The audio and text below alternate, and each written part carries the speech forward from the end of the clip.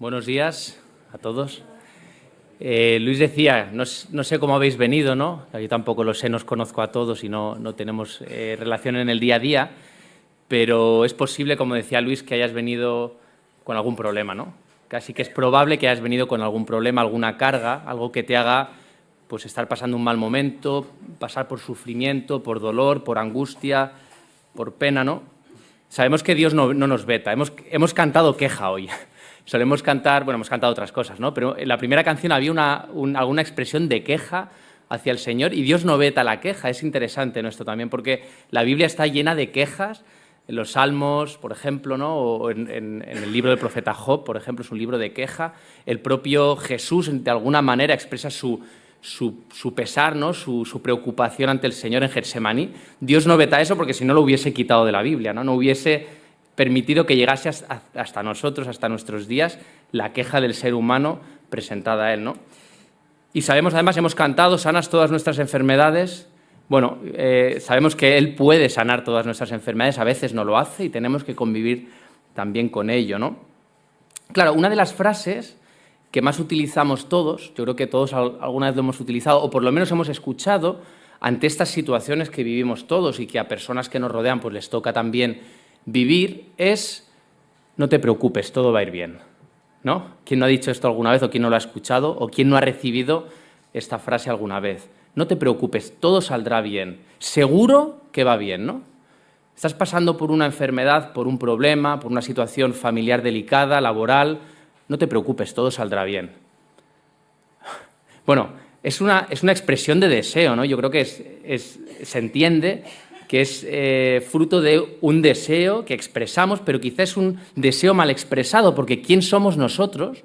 ¿Quién soy yo para saber si aquel problema que estás atravesando, aquella enfermedad que tienes, aquella dificultad, aquella angustia por la que pasas, se va a resolver?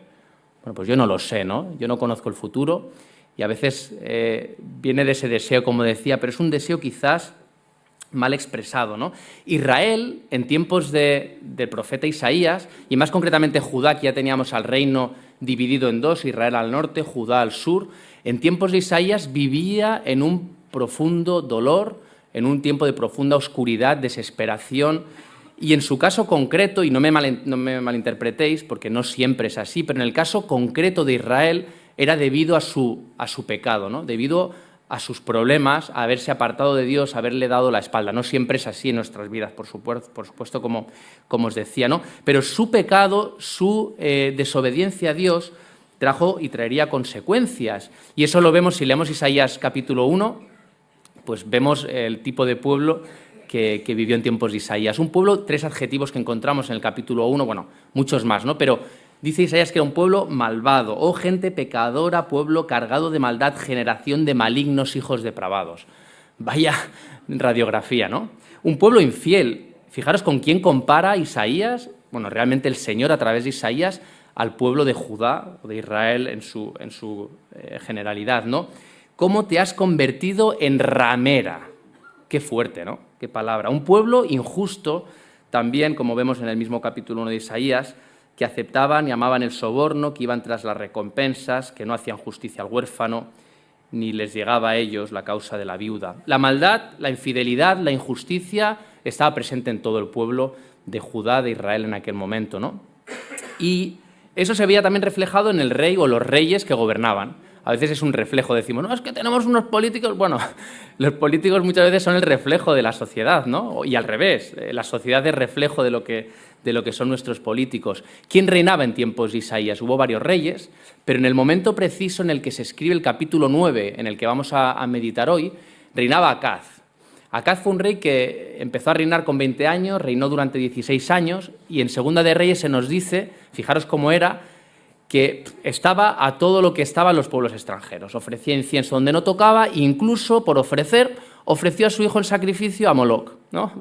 Oye, pues tengo un hijo aquí, lo sacrifico para Moloc, ¿no? Esa era la situación, la radiografía del pueblo a la que Isaías se dirige, ¿no? Y vemos en el libro de Isaías, si cogemos todo el libro del profeta Isaías, el primer bloque, más de la mitad del libro, va dedicado a explicar, que Dios explicase al pueblo a través de Isaías el juicio de Dios, el castigo que iba a llegar, ¿no? Isaías no le dice al pueblo, no te preocupes, todo va a ir bien, ¿no? Todo saldrá bien, todo irá de película.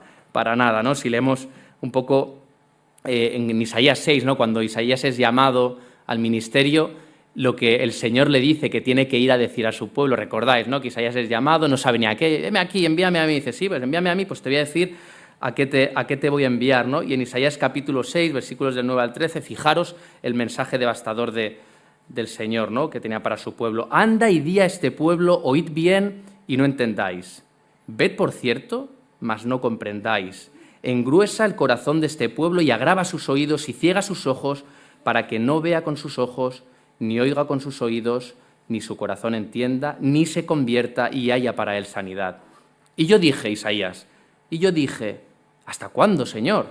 Y respondió él, hasta que las ciudades estén asoladas y sin morador, y no haya hombre en las casas, y la tierra esté hecha un desierto, hasta que Jehová haya echado lejos a los hombres y multiplicado los lugares abandonados en medio de la tierra. Ah, y si quedare aún en ella la 10ª parte, ésta volverá a ser destruida. No te preocupes, todo irá bien. No es lo que el Señor tenía como mensaje para su pueblo en aquel momento. En el contexto más inmediato, porque esto es Isaías en su contexto general, en el más inmediato del capítulo 9 en el que estamos meditando, ¿cuál iba a ser el castigo o en qué se iba a traducir el castigo, el juicio de Dios hacia el pueblo de Judá? Bueno, pues Israel, sus hermanos, antes de que se dividiese el reino, se iba a liar con los sirios para que juntamente atacasen al reino del sur, ¿no? Ahí tenía Judá una oportunidad buenísima de volverse a Dios, de pedir, de suplicar por su ayuda, ¿no? Y Judá reacciona, se vuelve, pero no se vuelve a Dios, se vuelve hacia los asirios, no los sirios, sino los asirios, a pedir ayuda. Y junto con los asirios combaten al reino del norte, Israel en esa coalición con Siria, y bueno, más o menos no salen mal parados porque no son derrotados Judá. Hay muchísimas víctimas, podéis leer en los libros de los reyes, ¿no? Pero bueno, más o menos refrenan el ataque, pero claro, al final todo esto les pasa factura porque los asirios luego se vuelven contra ellos. Aquellos que se habían aliado para contraatacar, ¿no? Pues luego se vuelven en sus enemigos, ¿no? Oscuridad, más oscuridad, sufrimiento, dolor, tinieblas. Esto es lo que encontramos en Isaías, por lo menos este primer bloque. Pero, de repente, se abre como una ventana, ¿no? Una ventana de esperanza, una ventana de luz, donde ahora sí que encontramos una frase de aliento, alguien que dice, no te preocupes, todo va a ir bien, seguro que todo saldrá bien. Y lo bueno es que esa palabra de aliento, ese mensaje no viene dicho por ningún hombre, no viene dicho ni siquiera por Isaías, sino que es el Señor mismo. Fijaros en el versículo 1 del capítulo 9, ya entramos directos en el texto o en el contexto más inmediato al versículo en el que vamos a meditar. Versículo 1 del capítulo 9 de Isaías dice, no te preocupes, porque no habrá siempre oscuridad para la que está ahora en angustia. Uf, menos mal, ¿no? Y menos mal que lo diga quien lo dice. ¿Qué iba a suceder exactamente para que aquella situación se revirtiese? Dos cosas. Versículo 2 dice que las tinieblas se convertirían en luz. El pueblo que andaba en tinieblas vio gran luz. Los que moraban en tierra de sombra de muerte, luz resplandeció sobre ellos. Y versículo 3, lo segundo, la tristeza, aquella tristeza profunda, aquella depresión del pueblo se convertiría en alegría. Multiplicaste la gente y aumentaste la alegría, se alegrarán delante de ti como se alegran en la siega, como se gozan cuando reparten despojos. ¿Cómo se puede pasar de las profundas tinieblas, oscuridad, tristeza, depresión, a la luz y a la alegría? ¿Qué iba a suceder para que aquello se diese, no? Pues dos cosas vemos también, versículos 4 y 5. El Señor iba a derrotar a su enemigo. Dice el versículo 4, porque tú quebraste su pesado yugo y la vara de su hombro y el cetro de su opresor, como en el día de Madián. Y versículo 5, iba a dar la victoria al pueblo. No solo iba a derrotar al enemigo, sino que iba a hacer salir victorioso al pueblo. Y dice, porque todo calzado que lleva el guerrero en el tumulto de la batalla y todo manto revolcado en sangre serán quemados pasto del fuego. Esto es lo que hacían en la batalla. Cuando terminaba la guerra, se quemaban el calzado, los mantos que habían utilizado para la guerra. Evidentemente el bando victorioso, porque el perdedor o había muerto o había huido, no tenía tiempo de estar quemando nada, ¿no? Pues eso es lo que iba a hacer el Señor. En aquel momento yo me imagino que Israel o Judá no entendió nada, ¿no? Porque estarían pensando en que el Señor iba a derrotar a su enemigo, pues el pueblo extranjero, o los sirios, o los asirios, o el pueblo de Efraín o Israel, que se le conocía también a veces como Efraín, pero no pensaba en otras cosas, ¿no? Pero ¿de quién está hablando exactamente Isaías aquí cuando habla de la derrota del enemigo? Pues de aquel enemigo que nadie más podía derrotar, de la muerte. El enemigo de todos nosotros, ¿no? Porque es un enemigo que viene a quitarnos lo que muchas veces más preciamos, que es la vida, y sabemos que no podemos vencerla. Por nosotros mismos no podemos vencerla. El Señor anuncia la derrota de ese enemigo a través de ¿quién? Leemos versículos 6 y 7. Dice, esto va a suceder porque un niño nos es nacido, hijo nos es dado, hablaba futuro, aunque lo dice en presente, hijo nos es dado, y el principado sobre su hombro, y se llamará su nombre admirable consejero, Dios fuerte, Padre eterno, príncipe de paz. Lo dilatado de su imperio y la paz no tendrá límite. Sobre el trono de David y sobre su reino, disponiéndolo y confirmándolo en juicio y en justicia desde ahora y para siempre. El celo de Jehová de los ejércitos hará esto. Bueno, es importante que no nos suceda lo que le sucedió a Israel, ¿no? Que no malinterpretemos la profecía. Tenemos la suerte de que es profecía cumplida, tenemos muchos más elementos para interpretar correctamente este mensaje, ¿no? Pero debemos entender, ya sucedió aquello, Jesús ya vino, está hablando de Jesús. Sé que ya tuvisteis una predicación sobre esta temática, entonces entendemos que esto lo tenemos claro, habla de Jesús, el enviado de Dios, ¿no? Pero debemos entender quién fue realmente Jesús, quién es realmente Jesús. Porque aunque no nos equivoquemos en el enviado que debía venir, sí que podemos equivocarnos en cómo es esa persona, ¿no? Y para eso estamos meditando en los 4 atributos, o quizá nombres apelativos, mejor dicho, que encontramos en este versículo 6, ¿no? Visteis, creo que fue la semana pasada, consejero admirable. Hoy vamos a centrarnos en Dios fuerte, el segundo apelativo, y más adelante veréis Padre eterno y príncipe de paz. Y hay algo que me sorprende, ¿no? Cuando leía decía, bueno, Dios fuerte, en un mundo incrédulo, ¿no? Dios fuerte. ¿Qué me dice esto? 2 palabras, ¿qué podemos extraer de aquí, no? Y una de las primeras reflexiones que me venían era el choque que veía, el contraste tan fuerte entre el versículo, cómo inicia el versículo, y este apelativo, ¿no? Dice, porque un niño nos es nacido, hijo nos es dado, y este niño, hijo, resulta que es Dios fuerte. El hijo, ¿no?, que es Dios, el hijo Dios, el niño fuerte. Parece como contradictorio, ¿no? Es un poco los 2 puntos en los que me gustaría que meditemos en esta mañana. ¿Puede un hijo ser Dios? Porque decimos, Jesús es el Hijo de Dios ya. Pero aquí no dice solo que es el Hijo de Dios, dice que es el Hijo Dios, que Jesús es Dios. ¿Puede un hijo ser Dios? ¿Cuáles son los 2 primeros atributos que encontramos en la Biblia acerca de Dios? Si vamos a Génesis 1.1, ¿qué dice Génesis 1.1? En el principio creó Dios los cielos y la tierra. ¿Qué 2 atributos vemos? Dios es creador, ¿no? Y Dios ya era en el principio, a Él no le creó nadie, Dios es eterno. Dios es creador y Dios es eterno. Un hijo, por definición, no es creador, es creado, ¿no? Un hijo, bueno, pues entre la unión de un hombre y una mujer, todos sabemos lo que sucede y nace un niño, se crea un niño, ¿no? Un hijo. Pero no es creador, por definición.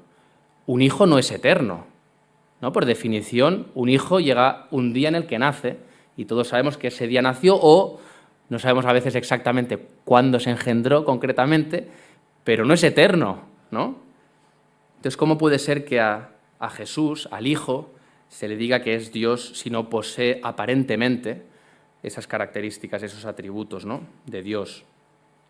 Bueno, porque aunque celebremos el nacimiento de Jesús, y quizá lo que voy a decir es de perogrullo, lo conocéis todos muy bien, ¿no?, pero no está mal recordarlo, aunque celebremos el nacimiento de Jesús, lo que celebramos es la encarnación del Hijo de Dios en la persona de Jesús, no el inicio de la existencia de Jesús. Jesús no vino a nacer a este mundo y vino de la nada. Jesús, de hecho, la Biblia nos enseña que era desde el principio. O sea, cuando Génesis 1.1 nos dice que en el principio Dios creó los cielos y la tierra, ese Dios incluye también al Hijo, ¿verdad? Y cuando nos dice también la Biblia que Dios creó todas las cosas, nos dice también, Colosenses, por ejemplo, Hebreos nos dice también que por medio del Hijo todas las cosas fueron creadas y todas las cosas subsisten. A veces se le da la autoría o la autoridad de la creación únicamente al Padre, pero la Biblia enseña que el Hijo estuvo ahí y que el Hijo tuvo una parte activa también en la creación. Y es entonces, debemos entender que lo que celebramos en estos días, en estas fechas, en Navidad, y de lo que nos hablaba el texto, no era, por lo tanto, la aparición o la creación de un Hijo de Dios, sino la encarnación de aquel que ya era desde el principio. ¿Y para qué lo hizo? ¿Para qué tuvo que venir Jesús en la persona, o el Hijo en la persona de Jesús encarnado a este mundo? Bueno, pues no lo hizo por capricho, ¿no? Como a veces nos cuenta la mitología griega o romana, ¿no? Que los dioses se encarnaban para ver a ver cómo se sentía uno siendo mortal, ¿no? Bueno, Jesús no vino precisamente a eso. Jesús no se encarnó por capricho, lo hizo por amor a nosotros, ¿no? Para que una vez hecho hombre pudiese dar su vida por nosotros, para podernos librar de ese enemigo que comentaba antes, al que se refería Isaías, de la muerte eterna, del pecado que nos atrapa, que nos esclaviza, ¿no? ¿Qué garantías tenemos de que el Hijo es Dios? Que no es solo el Hijo de Dios, sino que es el Hijo Dios. ¿Qué garantías tenemos más allá de todo lo que estamos hablando ahora mismo? Porque hay otras religiones o incluso, y sectas también, que creen supuestamente en la Biblia, pero no creen en que Jesús sea el Hijo de Dios o que Jesús sea el Hijo Dios. Creen que, pudo haber venido como un hijo, pero no era igual a Dios. Creen que pudo ser un profeta, ¿no? Tenemos a los testigos de Jehová, por ejemplo, tenemos a los musulmanes.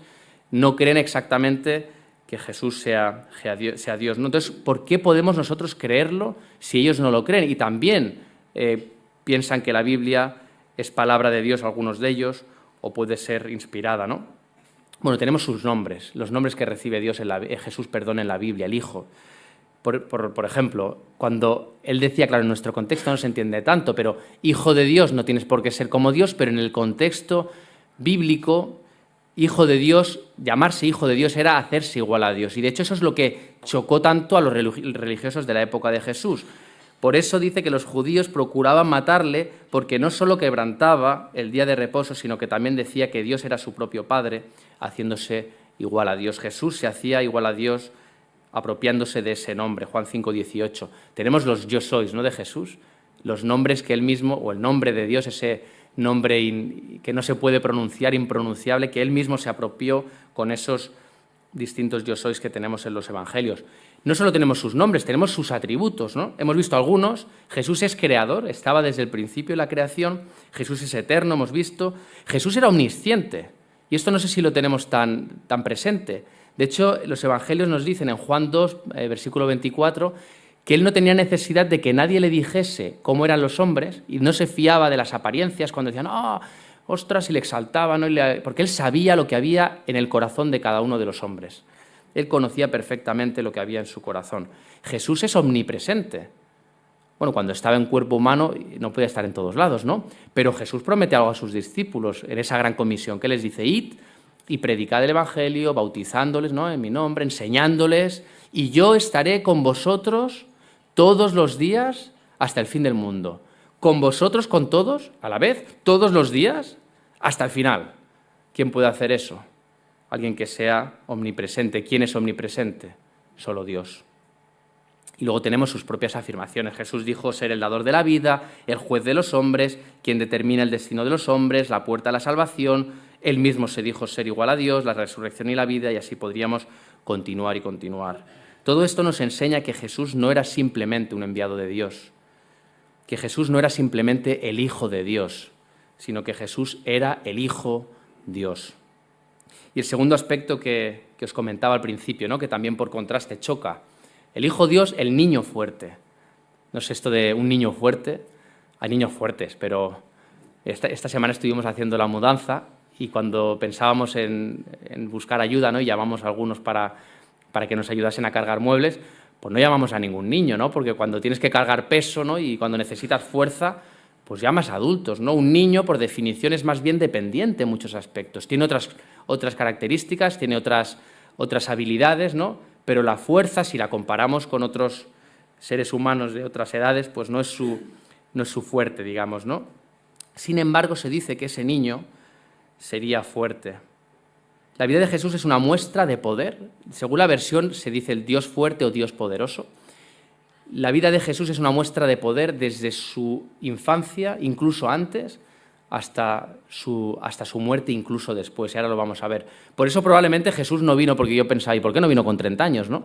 Si su ministerio iba a ser de los 30 hasta los 33 más o menos, oye, pues que hubiese nacido de mayor y ya está, ¿no? Pero el Señor nos revela el poder del Hijo a través de toda su vida, ¿no? Incluso antes, porque fijaros en el poder de Jesús, del Hijo en su concepción. ¿Cómo fue concebido Jesús? Y decimos, ostras, el nacimiento virginal de María es lo primero que se nos viene a la mente, ¿no? Es cierto. Y a veces ponemos mucho el énfasis en eso.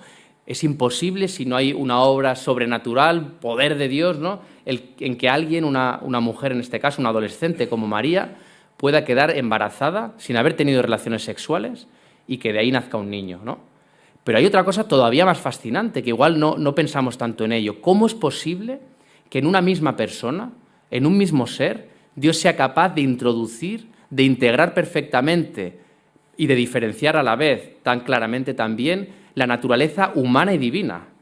¿Cómo puede ser que Jesús contenga ambas naturalezas en una sola persona? ¿Y cómo pudo ser que todo eso fuese a parar, ¿no?, al interior del cuerpo de María para que de allí saliese un niño? Poder de Dios desde su concepción, poder en su vida, ¿no? Jesús decía que él obraba con poder porque tenía el Espíritu Santo. Y eso lo vemos también reconocido por los distintos evangelistas en los evangelios, ¿no? Cuando hablan de la autoridad con la que enseñaba Jesús, con la que obraba, vemos ese poder que él había recibido. Y los milagros. ¿Quién puede resucitar muertos? ¿Quién puede controlar los elementos naturales, ¿no? ¿Quién puede someter a los espíritus malignos? Vemos que había poder en la vida de Jesús. Vemos que hubo poder en su muerte también, no solo en la concepción y en la vida, sino en la muerte. Igual ahí, claro, pues pensar, bueno, poder en su muerte casi que al revés, debilidad, ¿no? Porque, ostras, le cogieron, le apresaron, le maljuzgaron, porque no fue ni un juicio aquello, le condenaron, le crucificaron. ¿Qué muestra de poder es esa, no? Jesús parece que no hizo nada, ¿no?, para evitarlo. Bueno, el poder en su muerte lo vemos en que en aquella cruz cargó no con un mueble que cargamos en una mudanza, con un frigo que necesitamos 4 o 5, cargó con el peso de todo el pecado, de toda la humanidad a lo largo de toda la historia. Si eso no es poder, ¿qué es poder, no? Poder también en su muerte, y así lo reconoce Pablo en 1 Corintios, si recordáis, capítulo 1, versículo 24. La cruz de Cristo es sabiduría y poder de Dios. Y luego tenemos, por último, poder en su resurrección, ¿no? ¿Qué mayor muestra de poder que ser capaz de resucitar? No como Jesús resucitó a Lázaro, que resucitó para vida, pero moriría un día, y moriría por segunda vez Lázaro en su caso, ¿no? Sino resurrección para vida eterna. ¿Quién más es capaz de hacer eso sino Dios mismo? Jesús no estuvo simplemente muerto, ¿no?, transitoriamente, aquello un tiempecito, sino que nos dice la Biblia que estuvo entre los muertos. Fue un muerto más, como tantos otros que han muerto, ¿no? Pero él pudo levantarse de la muerte haciendo uso de ese poder que él tenía, ¿no? La resurrección de Cristo, eso es fundamental que lo entendamos también, ¿no? No es un hecho fabuloso, ¿no?, fantasioso que encontramos recogido en la Biblia y que pues los cristianos nos creemos porque al final hay que creer en cuentos para vivir mejor, ¿no?, y tener una esperanza y porque somos así de ingenuos, ¿no? A veces pensamos eso, ¿no? Y a veces hasta nos da vergüenza hablar de la resurrección de Cristo a los que no son creyentes. Hablamos del amor de Dios y tal, pero la resurrección, a ver si van a pensar que estoy completamente pirado, ¿no? Y nos da esta vergüenza. La resurrección no es una fábula, es un hecho histórico probado. Hubo cientos de testigos. Los discípulos del Señor, cuando Jesús murió, ¿qué hicieron? Se escondieron, estaban en casas. Decían, los siguientes somos nosotros, vamos a la cruz. Ninguno hubiese salido de allí si no hubiese visto a Cristo resucitado. Ninguno hubiese dado su vida por el Evangelio si no hubiesen visto a Cristo resucitado. Y os recomiendo leer la primera epístola a los Corintios, el capítulo 15, donde Pablo hace una explicación buenísima a los Corintios de la resurrección de Cristo y de lo que luego llegará, y ahora hablaremos de ello también, que es nuestra propia resurrección. Dice Pablo, dejadme leeros algunos versículos de este capítulo 15, que Cristo resucitó y se apareció a muchos. Primero dice a Cefas y después a los 12, después apareció a más de 500 hermanos a la vez, después de los cuales muchos viven aún y otros ya duermen. Después apareció a Jacobo, después a todos los apóstoles y al último de todos, como a un abortivo, me apareció a mí. Eso es complicado de entender hoy. Y esto era complicado de entender también para los primeros creyentes, ¿no? En el contexto grecorromano y más concretamente griego, ¿no? Donde el cuerpo era entendido como la prisión del alma. El cuerpo era algo que te limitaba, ¿no? Bueno, es un factor limitante, sin duda, para nosotros. Lo que prevalecía, lo más importante era el espíritu, el alma, ¿no? Y decir que Jesús había muerto y había resucitado no en espíritu, sino en cuerpo, aquello era inaceptable, ¿no? No tenía ningún sentido para los griegos. Y Pablo tiene que esforzarse en enseñar a la iglesia primitiva que Cristo resucitó en cuerpo, que Cristo resucitó en cuerpo. Y fijaros toda la primera enseñanza de los apóstoles en Hechos. Tengo aquí 4 o 5 textos, ¿no? Por ejemplo, Hechos 2:32, donde Pablo insiste en esto. A este Jesús resucitó Dios, de lo cual todos nosotros somos testigos. Hechos 3:15, y matasteis al autor de la vida, a quien Dios ha resucitado de los muertos, de lo cual nosotros somos testigos. Hechos 4:10, sea notorio a todos vosotros y a todo el pueblo de Israel, que en el nombre de Jesucristo de Nazaret, a quien vosotros crucificasteis y a quien Dios resucitó de los muertos, por él este hombre está en vuestra presencia sano. Hechos 5:30, el Dios de vuestros padres levantó a Jesús, a quien vosotros matasteis colgándole en un madero. Vemos que hay poder de Dios, poder del Hijo también en su resurrección. Y concluyendo ya, ¿qué nos enseña todo esto a nosotros hoy, no? ¿Qué nos enseña que el Hijo sea Dios? ¿Qué nos enseña que el niño sea fuerte? ¿Qué enseñanza podemos traer para nosotros? ¿De qué nos sirve? Porque aquello ya se cumplió, ¿no? Bueno, pues lo primero es que el poder del Hijo actúa hoy en nosotros. Y eso es bíblico también. Efesios 3:20 nos dice que ese mismo poder que operó en Cristo para obrar todo lo que obró, opera también en nosotros por medio del Espíritu Santo. Jesús dijo, yo me voy, pero os dejo a un consolador, ¿no? Os doy a un sustituto mío, que es Dios mismo. Soy yo mismo la tercera persona, ¿no? Para que el Espíritu more en vosotros, ¿no? Y la pregunta que yo me hacía y que os traigo para reflexionar, no hace falta que contestes ahora ni que contestemos, ¿no? Yo creo que necesita una reflexión profunda. ¿Opera el poder del Espíritu en ti? ¿Produce algo? ¿Te diferencia en algo tener al Espíritu Santo? ¿Habría alguna diferencia si no lo tuvieses? Que la pregunta es quizá mucho más compleja, la respuesta puede ser rápida, pero ver qué hay detrás igual es más complejo, ¿no? Porque si no vemos nada, si la Biblia nos dice que el Espíritu Santo opera en nosotros con el poder con el que operó en Cristo, si no está pasando nada en nuestras vidas, hay un problema. ¿Dónde está el problema? Pues yo creo que vale la pena que meditemos en ello, ¿no? Que intentemos identificarlo, que intentemos resolverlo para poner remedio, porque el poder de Cristo o el poder con el que Cristo actuaba puede seguir actuando hoy y debe seguir actuando hoy en aquellos que hemos creído en Él y hemos recibido a su Espíritu. Y lo segundo, que nos enseña también a nosotros toda esta enseñanza, todo este mensaje de esta mañana, es que por su poder nosotros también un día resucitaremos como Él resucitó. Y esto tampoco sé si meditamos mucho en esto, ¿no? Pensamos mucho en nuestro día a día, en los problemas que tenemos, en lo que decíamos, las enfermedades, las dolencias. El Señor vino para redimirnos, pero nos redimió parcialmente, nos redimió nuestro espíritu. Pero dice, fijaros, Romanos 8:23, que hay algo que todavía debe ser redimido. Dice Romanos 8:23, nosotros también gemimos dentro de nosotros mismos, esperando a la adopción, la redención de nuestro cuerpo. Nuestros cuerpos un día serán redimidos como fue el cuerpo de Cristo resucitado. Resucitaremos en cuerpo. 1 Corintios 15, leed, entonces lo explica muy bien Pablo, ¿no? Con aquella analogía de la semilla que es echada en la tierra. Es que la resurrección la vemos en la naturaleza, ¿no? Echamos la semilla en la tierra y ¿qué ocurre con la semilla? Muere, se descompone y de ahí sale algo que no tiene nada que ver, ¿no? Un cuerpo vivificado, precioso de una semilla que dices, ¿esto para qué es? Parece una mota de polvo y te sale una flor, ¿no? Que da una belleza, unos colores, un olor. Eso es resurrección ya. Pablo dice, si la resurrección la tenéis alrededor vuestro, necios, les dice a los corintios, ¿cómo no creer en la resurrección? Pues así resucitaremos nosotros también. Nuestros cuerpos serán vivificados, sin dolores de espalda, de rodilla, esperemos que más guapos y más fuertes y altos y de todo, pero ya veremos, ¿no? pero serán resucitados gloriosamente, como nos enseña Pablo. Y eso es una esperanza que tenemos también, que resucitaremos un día con Él. Y por eso Pablo, en ese texto de 1 Corintios 15, mira la muerte y se ríe de ella, ¿no? Y se ríe de ella claramente. Dice, ¿dónde está muerte, tu aguijón, ¿no? ¿Dónde está, oh sepulcro, tu victoria? ¿Quién es capaz de hablarle así a la muerte? Sino alguien que ha recibido el poder del Espíritu Santo y que tiene confianza plena en la resurrección de los muertos y en su propia resurrección. ¿Cuándo ocurrirá? Cuando Cristo venga, enseña la epístola a los Corintios. Cuando Cristo venga, seremos resucitados. Y por eso, y con esto termino, Pablo exhorta a los corintios y os exhorto, me exhorto a mí mismo y a vosotros, y yo creo que es bueno que nos retemos, ¿no? Y que nos animemos en este sentido con tres cosas. Pablo dice a los corintios, oye, sabiendo que esto es una realidad, que por el poder de aquel niño, hijo, que es Dios fuerte, seremos resucitados un día.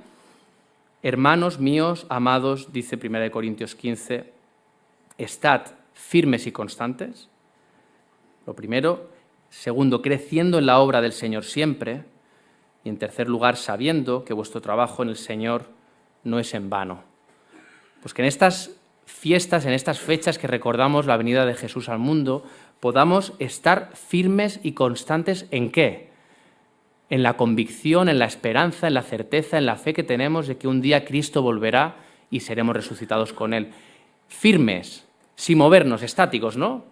La firmeza significa rígidos, ¿no? En el sitio, constantes, porque yo hoy puedo estar firme, pero dentro de 3 días, que venga cualquier otra doctrina que me haga dudar, algún evento en mi entorno, en mi persona, que me haga dudar, constantes, dice Pablo, no solo firme, constante, en cuanto a esa convicción. Ahora, contrasta con lo segundo, dice creciendo en la obra del Señor siempre. Ahí ya no hay que tener firmeza, rigidez y constancia en cuanto a estar estáticos, sino dinamismo. Tienes que crecer en lo que tiene que ver con la obra del Señor. Firmeza y constancia en cuanto a la base teológica, crecimiento en el Señor en cuanto a los principios ministeriales. No puede ser que seamos los mismos hace 5 años que hoy, que dentro de 5 años. Debemos crecer en la obra del Señor. Y en tercer lugar dice, sabiendo algo, esto no es en vano, ¿no? Que el trabajar para el Señor, el trabajar para Él no es en vano. La salvación es por fe, no es por obras, lo sabemos, ¿no? Eso yo creo que lo hemos entendido. Pero a veces los evangélicos hemos dado una patada a las obras, hemos dicho, como no es por fe y es por obras, pues ya está, ¿no? Bueno, pues nos olvidamos de que el Señor recompensa las obras. Y es bíblico. Fijaros, Apocalipsis 22:12 no puede ser más claro. He aquí yo vengo pronto y mi galardón conmigo para recompensar a cada uno según sea su obra. Nuestra fe hará que nuestros libros estén escritos en el libro de la vida y podamos heredar la vida eterna, pero una vez pasemos ese primer filtro, luego a ver qué obras hemos hecho, ¿no? A ver qué coronas podemos presentar también al Señor. Es importante, y no solo pensando en nosotros, sino pensando en que nuestras obras también pueden acercar a otros al Señor, por supuesto.